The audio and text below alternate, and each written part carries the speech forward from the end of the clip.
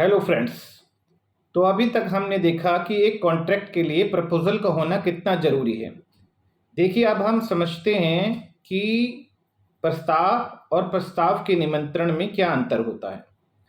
देखिए, प्रस्ताव की डेफिनेशन, प्रपोजल की डेफिनेशन आपने समझ ली थी, जिसमें एक व्यक्ति अपनी कोई इच्छा किसी कार्य को करने या ना करने के लिए दूसरे व्यक्ति के समक्ष इस आशय से रखता है ताकि उस कार्य को करने या ना करने के लिए उस व्यक्ति की सहमति प्राप्त की जाए, ताकि जैसे ही वो सहमति दे दे, दोनों पार्टी जो है कॉन्ट्रैक्ट में बाउंड हो जाती हैं। लेकिन एक होता है प्रस्ताव के लिए निमंत्रण, इनविटेशन टू ऑफर, दोनों में डिफरेंस है। कई बार आप लोग जाते होंगे शॉप्स पर, जहाँ पर प्राइस लिस्ट लगी रहती है, कैटलॉग लगी रहती है, तो वहाँ पर उस दुकानदार का उद्देश्य उस मूल्य पर आपको वो वस्तु या सामान बेचने का नहीं होता है। वो कोई आपसे प्रस्ताव नहीं कर रहा होता, बल्कि वो आपको एक निमंत्रण देता है, इनविटेशन देता है कि वो उस वस्तु के मामले में आपसे नेगोशिएशन करने के लिए तैयार है, वार्तालाप करने के लिए तैयार है, और वो चाहता है कि यदि आप उस वस्तु को खरीदना चाहते हैं तो आप सामने से खुद प्रस्ताव करें। यहाँ पर उसकी अंतिम इच्छा उस वस्तु को आपको बेचने के लिए नहीं है, और वो ये नहीं चाहता कि उस पर आप अपनी सहमति दें, बल्कि वो केवल उस वस्तु को बेचने का एक निमंत्रण आपको देना चाहता है। ऐसे मामलों में साधारणतः प्रस्ताव आपके द्वारा किया जाता है, ना कि उस व्यक्ति के द्वारा किया जाता है जो इस तरह का कैटलॉग या वस्तु प्रदर्शित करता है। आइए इसे को हम एक दो एग्जाम्पल से समझते हैं। मान लीजिए कोई कंपनी टेंडर निकालती है, गवर्नमेंट कंपनियां, जैसे मान लीजिए गाजियाबाद डेवलपमेंट अथॉरिटी ने किसी कॉन्ट्रैक्ट के लिए टेंडर निकाला, तो उसमें टेंडर में एक रिजर्व प्राइस होता है, और उसके बाद आपसे कहा जाता है कि आप सभी लोग जो इस पुल का निर्माण करना चाहते हैं, टेंडर में मान लीजिए पुल के निर्माण के बारे में कोई बात है, तो आप उस टेंडर को भर के हमें दीजिए। तब वो जीडीए उसको सिलेक्ट करेगा कि किस व्यक्ति को हमें टेंडर देना है।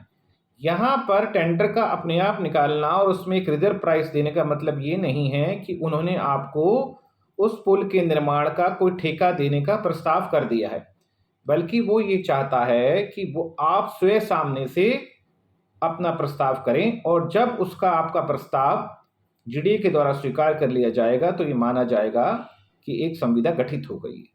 तो प्रस्ताव और प्रस्ताव के निमंत्रण में यही अंतर होता है कि प्रस्ताव करने वाला व्यक्ति अपनी अंतिम इच्छा इस उद्देश्य से प्रकट करता है कि आप उस कार्य को करने या न करने पर अपनी सहमति दें, जबकि प्रस्ताव के निमंत्रण में एक व्यक्ति की इच्छा केवल आपसे उस विषय पर वार्तालाप करने की होती है, नेगोशिएशन करने की होती है, और वो सहज चाहता है कि आप उस मामले में खुद सामने से प्रस्ताव करें, और जब वो आपका प्रस्ताव स्वीकार कर लेता है तब ये कहा जाता है कि संविदा बन गई है। देखिए, इस मामले में कुछ केस लो हैं जो आपको ध्यान रखने पड़ेंगे। इसमें सबसे महत्वपूर्ण केस है हार्वे बनाम फैसी का केस। हार्वे बनाम फैसी के केस में एक व्यक्ति जो दूसरे व्यक्ति की संपत्ति खरीदना चाहता था, जिसका नाम बम्पर हॉल पेन था। ये पेन कलम वाला पेन नहीं है, ये वो पेन है जो संपत्ति का नाम है। तो उसने उससे दो प्रश्न लिखकर भेजे कि क्या आप अपनी बम्पर हॉल पेन को बेचेंगे, और यदि बेचेंगे तो इसकी कम से कम कीमत बताइए। उसके बाद सामने से उत्तर आता है कि हम बम्पर हॉल पेन 900 पाउंड से कम पर नहीं बेचेंगे।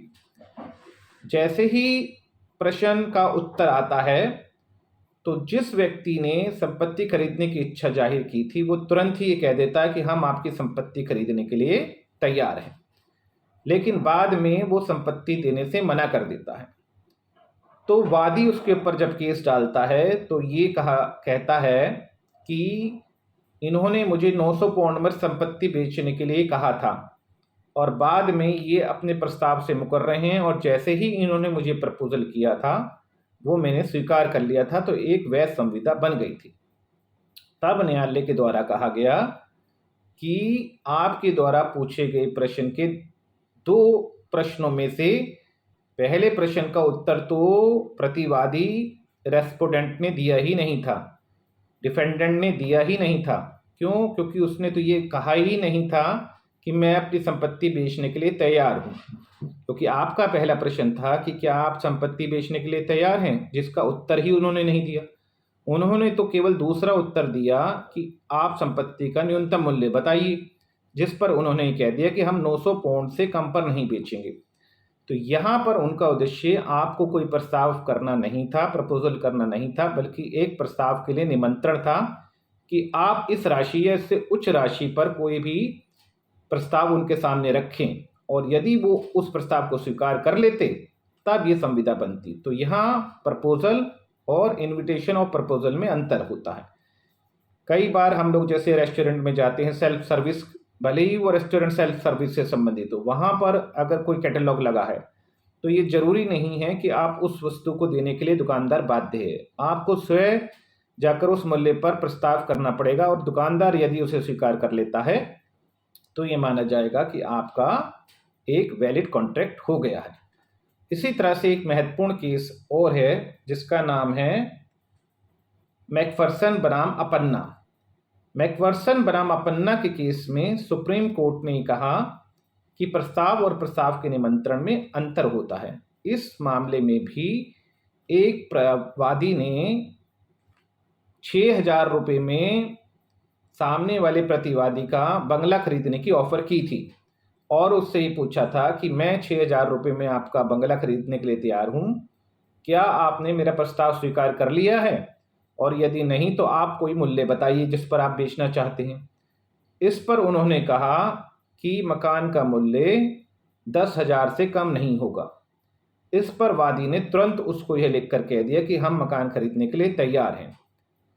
तब भी न्यायालय के द्वारा कहा गया कि प्रतिवादी के द्वारा दिया गया उत्तर प्रस्ताव के लिए निमंत्रण था, ना कि उसने उस मूल्य पर बेचने की कोई सहमति दी थी। तो इस तरह से आपको ये दो महत्वपूर्ण बात हैं जो प्रस्ताव और प्रस्ताव के निमंत्रण से संबंधित हैं, जो आपको ध्यान रखने हैं। जी चलिए आगे देखते हैं। एक और टर्म आपको याद रखनी है, क्रॉस ऑफर क्या होता है।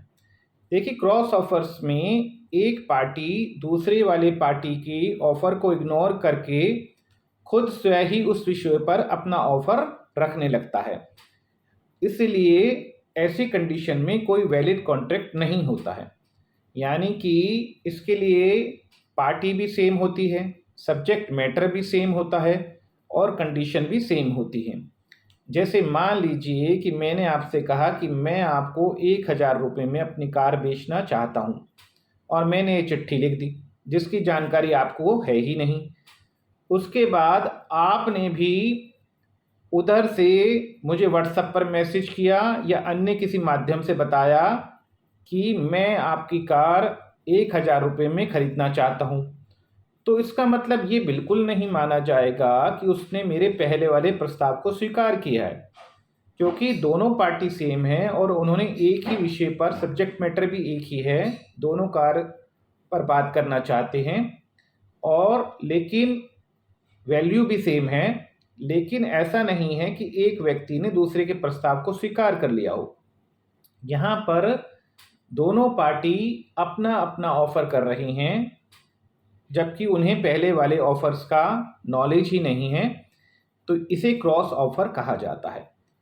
यानी क्रॉस ऑफर्स की हम डेफिनेशन क्या कह सकते हैं कि cross offer arise when two parties makes identical offer to each other ignorance of their offer. तो यहाँ पर एक पार्टी जो है दूसरी पार्टी को ऑफर कर रही है, लेकिन उन्हें पहले वाली पार्टी के ऑफर की नॉलेज ही नहीं है, तो इसे प्रति प्रस्ताव कहा जाता है। ऐसे मामलों में कोई वैध संविदा नहीं होती है। इस मामले में महत्वपूर्ण केस है Tinn versus Hoffman and company 1873। तो ये क्रॉस ऑफर से रिलेटेड महत्वपूर्ण केस है, Tinn versus Hoffman and company 1873 का केस है, तो इसे आप ध्यान रखिएगा। चलिए तो अब प्रस्ताव से रिलेटेड हमने सभी बातों को लगभग अपनी वीडियो में समझा कि इसकी डेफिनेशन कहाँ पे है, 2A में है। प्रस्ताव क्या होता है, किस तरह से किया जाता है, सामान्य प्रस्ताव क्या होते हैं, विशिष्ट प्रस्ताव क्या होते हैं, प्रस्ताव और प्रस्ताव के निमंत्रण में क्या अंतर है, प्रति प्रस्ताव किसे कहते हैं। तो ये संबंधित सभी टर्मिनोलॉजी आपको ध्यान रखनी है और उससे संबंधित केस लो भी ध्यान रखने हैं। चलिए अब एक और महत्वपूर्ण बात इसमें हम चर्चा कर लेते हैं कि क्या किसी संविदा को करते समय संविदा का आशय होना भी आवश्यक है। Whether there should be any contractual obligation. तो देखिए, जहाँ तक कि भारतीय विधि की बात है, इस मामले में चूँकि कॉन्ट्रैक्ट अधिनियम में आप जब कॉन्ट्रैक्ट की आवश्यक शर्तें पढ़ते हैं तो वहाँ कहीं नहीं लिखा है कि किसी कॉन्ट्रैक्ट को करने के लिए एक संविदा करने का आपका कोई आशय भी होना चाहिए। लेकिन जहाँ तक इंग्लैंड की विधि का संबंध है, वहाँ पर कोई भी कॉन्ट्रैक्ट तब तक नहीं हो सकता जब तक कि उसको करने का आशय ना हो। इस संबंध में एक महत्वपूर्ण केस आपको ध्यान रखना है जिसका नाम है बेल्फर वर्सेस बेल्फर का केस। इस केस में एक व्यक्ति ने अपनी पत्नी, जो सिलोन वर्तमान में जिसका नाम श्रीलंका है, वहाँ पर ये दोनों रहते थे। कुछ समय बाद पति वापस वहाँ से वो स्थान छोड़कर आ गए, लेकिन उन्होंने कहा कि मैं आपको प्रति मास 30 पाउंड भेजता रहूँगा। कुछ समय तक तो उन्होंने पैसा भेजा, लेकिन बाद में उन्होंने भेजना मना कर दिया। पत्नी के द्वारा जब एक वाद लाया गया तो न्यायाधीश महोदय द्वारा ये कहा गया कि इनके बीच कोई वैध संविदा नहीं हुई थी, क्योंकि इनके बीच किसी भी प्रकार का संविदा करने का कोई आशय नहीं था। सामान्य बोलचाल की भाषा में दुनिया में बहुत सी बातें होती हैं, जैसे साथ घूमने का विचार है, आज किसी के यहाँ भोजन पर जाने का विचार है। तो ऐसी बातों से किसी जो मान्य संविदा का सर्जन नहीं होता है, एक कॉन्ट्रैक्चुअल ऑब्लिगेशन नहीं होता है। इसीलिए पत्नी को वो पैसा वसूल करने के लिए दायी नहीं पाया गया। तो जहाँ तक लेकिन भारत की फिर स्थिति समझ लीजिए, भारत में यदि एक प्रस्ताव किया है और स्वीकार कर लिया गया है और उसके बाद वो एक वैध संविदा का रूप धारण कर लेता है, तो संविदा का आशय होना या ना होना महत्वपूर्ण नहीं है। चलिए, यहाँ तक इस सेशन के थर्ड सेशन में, पार्ट थर्ड में हमने इतना समझा, और आगे फोर्थ सेशन में हम एडमिशन के बारे में जानेंगे। Thank you very much.